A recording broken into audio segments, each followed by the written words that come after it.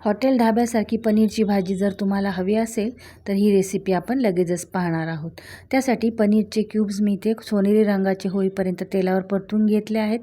खोबरं आणि हिरवी मिरचीचं वाटण करून घेतलं आहे। त्यानंतर कढईमध्ये तेल घातलेलं आहे। 1.5 चमचा अद्रक लसूणची पेस्ट तेलावर परतून घेतल्यानंतर आपली जी खोबरं आणि मिरचीची पेस्ट आहे ती देखील आपण तेलावर परतून घ्यायची आहे। त्यानंतर 2 टोमॅटो आपण प्युरी करून घेतलेले आहेत। त्या टोमॅटोची प्युरी देखील आपण या मसाल्यामध्ये घातलेली आहे, ती देखील आपण परतून घेणार आहोत। नंतर आपण कांदा आणि कोथिंबीरची पेस्ट देखील करून घेतलेली आहे, ती देखील आपण ह्या कढईमधल्या मसाल्यासोबत एकत्रित परतून घेणार आहोत। तेल सुटूपर्यंत आपल्याला हा सर्व मसाला एकजीव होईपर्यंत परतून घ्यायचा आहे। त्यानंतर आपण ह्यामध्ये काही पावडर मसाले घालणार आहोत।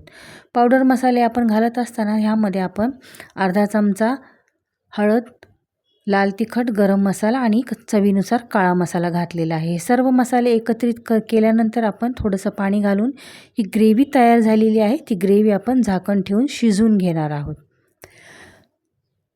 चवीनुसार आपण मीठ घातलेलं आहे आणि पुन्हा एकदा हलवून आपण वाफेवर ही ग्रेव्ही शिजवून घेतलेली आहे।